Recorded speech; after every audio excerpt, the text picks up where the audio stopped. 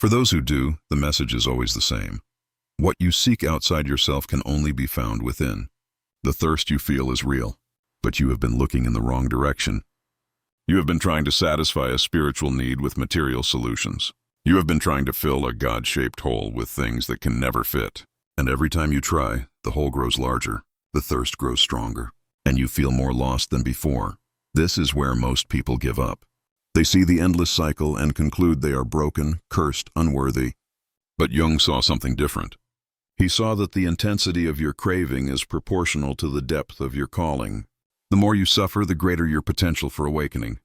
The thirst that cannot be quenched is not your punishment. It is your preparation. God speaks to his chosen ones through this impossible hunger because only through it can they learn the most important truth. Nothing in this world will ever be enough. Not success, not love, not power, not pleasure, nothing. And once you truly understand this, once you stop fighting it and start listening to it, the thirst begins to transform. It stops being about filling yourself and starts being about emptying yourself. It stops being about escape and starts being about encounter. The craving that once drove you to destruction becomes the doorway to something you never imagined possible. A direct connection to the divine source that has been calling you all along. But you cannot reach this point while you are still fighting. You cannot hear the message while you are still drowning in guilt and shame. You must first accept that your addiction is not your enemy. It is your teacher, your guide, the thorn in your flesh that will not let you rest until you finally turn inward and face what you have been running from. The thirst will never be quenched by anything outside you. That is the brutal truth Jung understood. But here is the hope. It was never meant to be.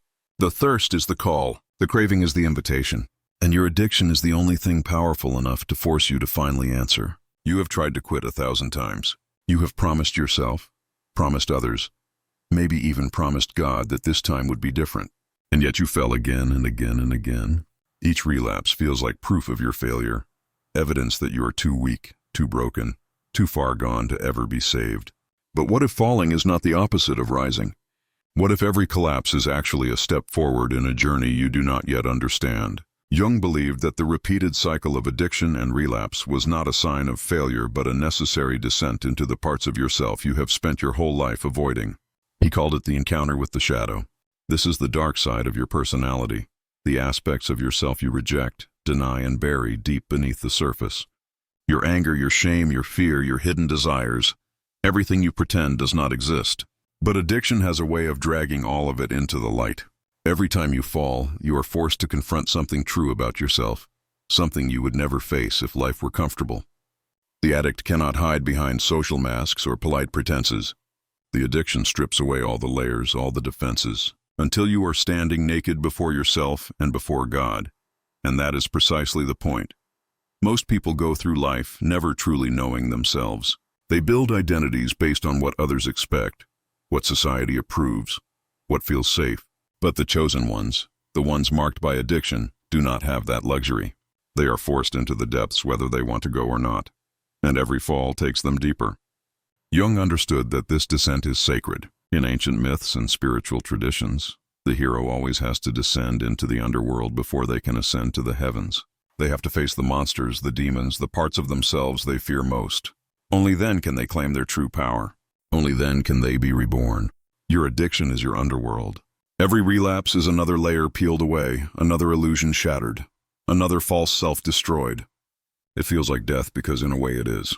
But death is not the end. It is the beginning of transformation, and God speaks most clearly in the places where you feel most lost. You see, the falling is not random. It follows a pattern, a rhythm that Jung recognized as deeply spiritual. You rise with hope. You fall with despair. You rise again with determination.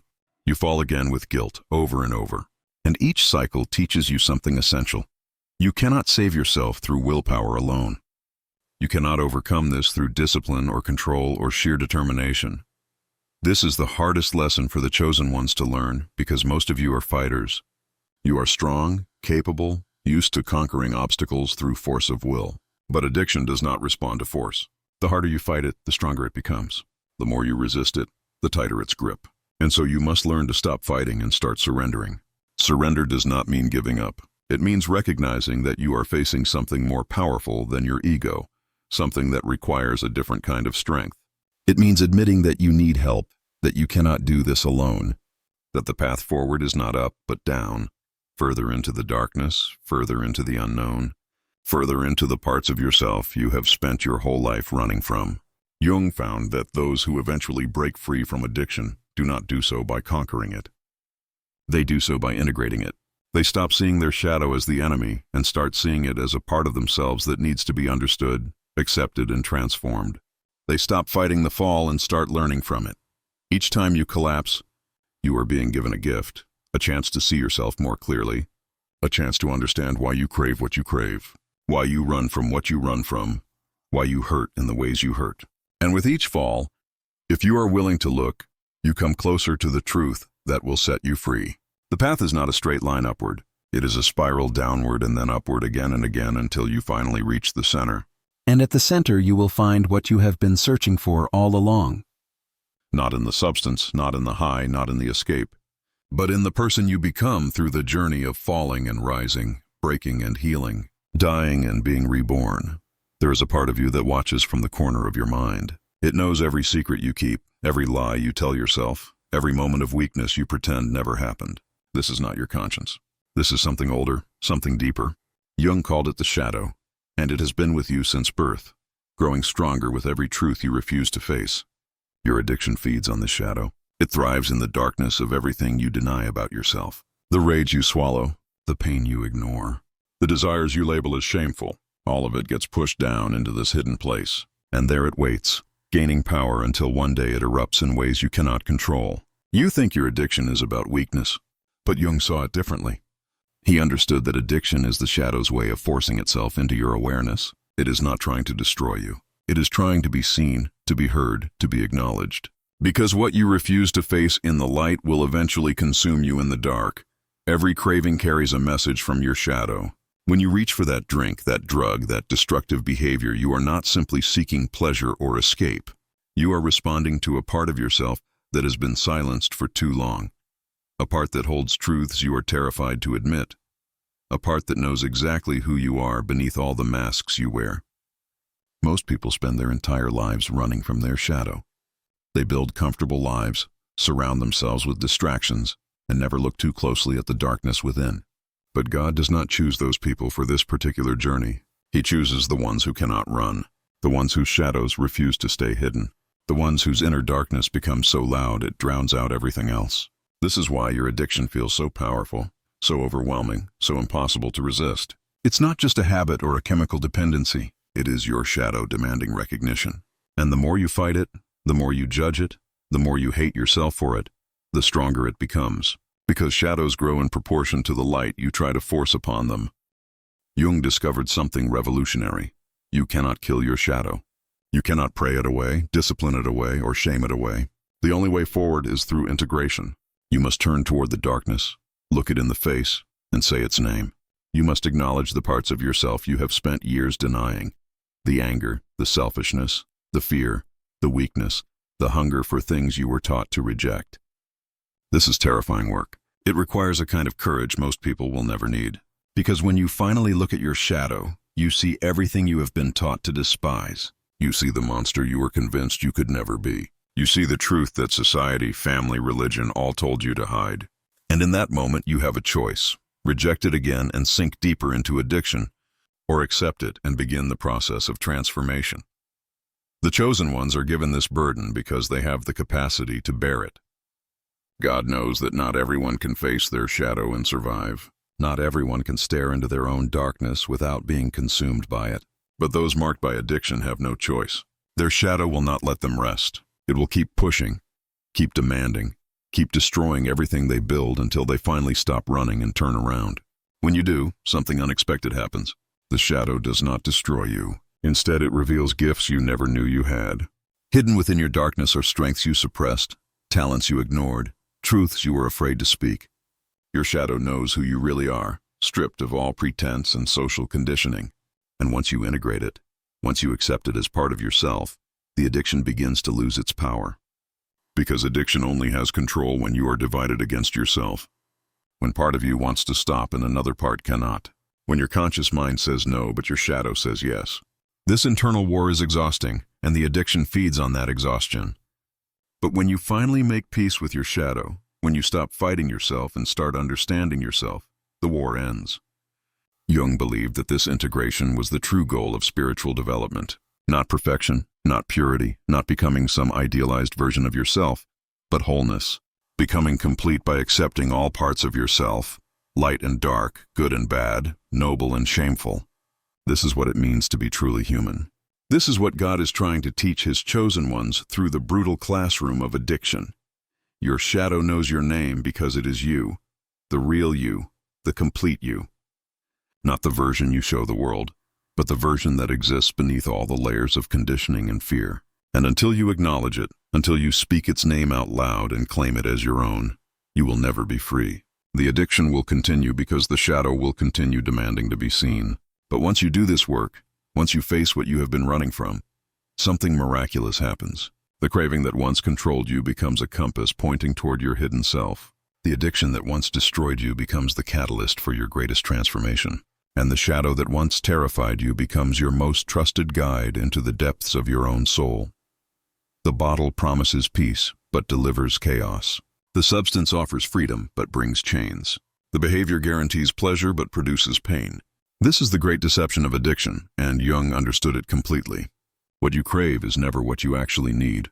You already know this. Every time you give in to the craving, there is a moment of relief, maybe even joy, but it never lasts. Within hours, sometimes minutes, the emptiness returns, deeper than before, hungrier than before, and you find yourself right back where you started. Except now you carry the additional weight of guilt and shame. This cycle is not an accident. It is a design, because the craving is not about the substance or the behavior at all. It is about something missing inside you, something that has been absent for so long you have forgotten what it feels like. Jung called this the God-shaped void, and he believed that every addiction is ultimately a misdirected search for the divine. You are looking for transcendence in a bottle. You are searching for meaning in a high. You are trying to find love in behaviors that isolate you. The direction is wrong, but the impulse is sacred. Deep within your soul, you know there is something more, something greater, something beyond the ordinary experience of life, and you will do anything to touch it, even if it destroys you in the process. This is why simple solutions never work. People tell you to just stop, to have more willpower, to think about the consequences, but they do not understand that your addiction is not about the thing itself. It is about what that thing represents. It is a symbol, a placeholder for the spiritual connection you have lost or never had. When you drink, you are not really drinking. You are trying to dissolve the barriers between yourself and something infinite. When you use, you are not really seeking a high. You are trying to escape the prison of your limited perception. When you engage in destructive behaviors, you are not really pursuing pleasure. You are trying to feel alive in a world that has made you numb. Jung saw this pattern in every addict he worked with. They were not morally weak or fundamentally flawed. They were spiritually hungry in a world that had forgotten how to feed the soul. They were seeking God in all the wrong places because nobody had taught them where to look, and their addiction was both the problem and the pointer, simultaneously destroying them and showing them what they truly needed. The great tragedy is that what you crave will never satisfy the need beneath it. You can drink an ocean and still be thirsty. You can chase every high and still feel empty. You can engage in the behavior 1,000,000 times and still feel disconnected because you are using finite things to satisfy an infinite hunger. You are using material solutions for spiritual problems, and it will never, ever work. But here is where the teaching becomes profound. The fact that nothing satisfies you is not a curse. It is a clue. It is God whispering through your dissatisfaction, telling you that you were made for something more. Your inability to be content with ordinary pleasures is actually evidence of your extraordinary calling. Jung believed that addicts were closer to God than most people precisely because of this hunger. They could not be satisfied with comfortable lies or shallow pleasures. They needed something real, something deep, something that could actually fill the void. And though their methods were destructive, their instinct was correct. There is something more, and it is worth any sacrifice to find it. The shift happens when you stop trying to satisfy the craving and start investigating it. When you pause before reaching for your substance and ask, what am I really looking for right now? What do I hope this will give me? Connection, peace, escape, meaning. And then you ask the deeper question, where can I actually find that? This is when the addiction begins to transform from master to teacher. The craving becomes a signal, alerting you to unmet needs, unhealed wounds, unfulfilled longings. Instead of judging it or fighting it, you start listening to it. You start treating it as valuable information about your inner world, and slowly you learn to distinguish between the surface desire and the deeper need beneath it. What you crave is not what you need. The alcohol is not the answer. The drug is not the solution. The behavior is not the cure. But the craving itself, when properly understood, becomes the map that leads you home. It shows you exactly what is missing, exactly what your soul is starving for, exactly where you need to direct your attention. And when you finally give yourself what you actually need, when you feed your soul instead of your addiction, something shifts. The craving does not disappear immediately, but it changes quality. It becomes less desperate, less consuming, less powerful, because you are no longer trying to fill a spiritual void with material things. You are finally addressing the real hunger that has been driving you all along. There is a wound inside you that never closes. You have tried everything to make it go away. You have numbed it, ignored it, covered it with distractions and achievements and relationships. But no matter what you do, it remains raw, open, bleeding beneath the surface of your carefully constructed life. Jung understood that some wounds are not meant to heal in the conventional sense. They are not mistakes or accidents or punishments. They are sacred marks placed deliberately on souls chosen for a specific purpose. These wounds are doorways, and your addiction is what keeps forcing you back to stand in front of them, whether you want to or not. Most people have pain in their lives. Everyone experiences loss, betrayal, disappointment, trauma. But for some, the pain runs deeper. It becomes woven into the fabric of who they are. It shapes every decision, colors every relationship, drives every self-destructive behavior, and no amount of therapy, medication, or positive thinking seems to touch it. This is the sacred wound. It is the thorn in your flesh that will not be removed, no matter how much you beg. It is the burden you carry that makes you different from everyone around you. And Jung believed it was the price of being chosen, the mark that separates those destined for ordinary lives from those called to extraordinary transformation. Your addiction exists in direct relationship to this wound. When the pain becomes unbearable, you reach for your substance. When the wound tears open again, you seek your escape. The addiction and the wound are locked in an eternal dance, each one feeding the other, each one keeping you trapped in a cycle that feels impossible to break. But here's what Jung discovered. The wound is not your enemy. It is your greatest teacher. Every time it opens, every time it bleeds, every time it reminds you of its presence, it is trying to show you something essential about your purpose. The wound contains the very thing you came here to learn, to heal in others, to transform into wisdom. Think about it. The deepest wounds create the deepest sensitivity. The person who has never experienced abandonment cannot truly understand someone who has. The person who has never felt soul-crushing shame cannot sit with someone drowning in it. But you can. Your wound has given you access to levels of human suffering that most people will never comprehend. And that access is not random. It is intentional. God wounds his chosen ones in specific ways because he needs them to reach specific people. Your pain is not meaningless. It is preparation. Every moment you have spent in the darkness, every night you have cried yourself to sleep, every time you have wanted to give up, you were being trained. Trained to understand, to empathize, to guide others who will one day walk the same path. But you cannot access this gift while you are still fighting the wound, while you are still trying to make it disappear, still treating it as something wrong with you, still believing that healing means never hurting again. Jung taught that true healing is not the absence of the wound, but the transformation of your relationship to it. The sacred wound becomes sacred when you stop seeing it as your weakness and start seeing it as your strength. When you stop asking why it happened to you and start asking what it is trying to teach you. When you stop demanding that it close and start learning to live with it open, using it as a source of compassion rather than a source of shame. This is incredibly difficult work because everything in you wants the pain to stop. You want to be normal, to be free of this burden, to live without this constant ache in your chest. But the wound refuses. It keeps reopening, keeps demanding attention, keeps forcing you back into the pain you desperately want to escape. And your addiction becomes the only relief you can find. Jung saw this pattern clearly.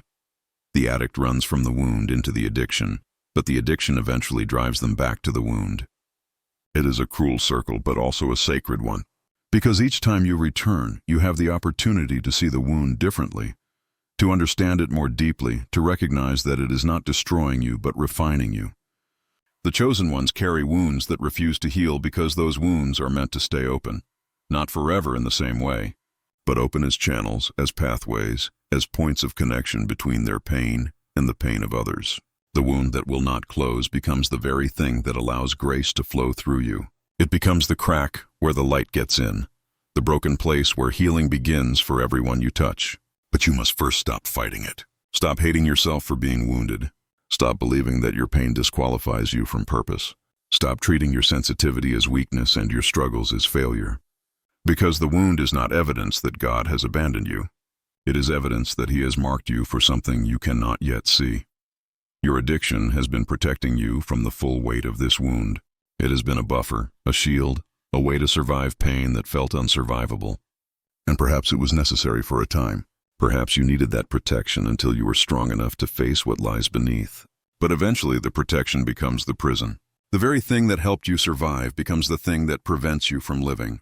When you are ready, when the pain of staying the same finally exceeds the fear of change, you will begin to approach your wound differently. Not with hatred or shame, but with curiosity. Not demanding that it disappear, but asking what it has to teach you. And in that moment of turning toward instead of away, everything shifts. The wound does not close, but it transforms. It becomes less about your personal suffering and more about your shared humanity. It becomes less about what was done to you and more about what you can offer others. It becomes the source of your greatest gift. The ability to sit with someone in their darkest moment and say, without words, I know. I have been there. You are not alone. This is why God speaks to His chosen ones through addiction and through wounds that refuse to heal.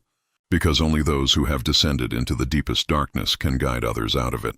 Only those who have carried unbearable pain can help others bear theirs. And only those who have learned to live with a sacred wound can teach others that brokenness is not the end of the story, but the beginning of a new one. So now you stand at the edge of understanding, looking back at everything the fire has revealed. The thirst that could not be quenched was teaching you that nothing in this world will ever be enough. The falling that felt like failure was actually the descent you needed to meet your truest self. The shadow that terrified you was simply waiting to be recognized, to be integrated, to become your guide instead of your tormentor. The craving that consumed you was always pointing toward something deeper, something sacred that you were seeking in all the wrong places. And the wound that refused to heal became the very crack through which your light now shines. This is what Jung understood and what few others have dared to say. Your addiction was never the enemy. It was the messenger. God does not speak to everyone through such devastating means because not everyone needs to be broken open in this particular way. But you did, and now you know why. You were chosen not for comfort, but for transformation. Not for ease, but for depth. Not to live a simple life, but to walk a path that would forge you into something unbreakable. Every moment of suffering, every relapse, every shame-filled morning, every desperate prayer, it was all preparation. You were being trained in the darkness so you could carry light into places where others cannot go. The conversation is not over. God is still speaking through your struggles, through your questions, through your ongoing journey. But now you can finally hear Him. Not in the noise of your addiction, but in the silence after you stop running. Not in the high, but in the hunger that the high could never satisfy. Not in the escape, but in the return to yourself again and again.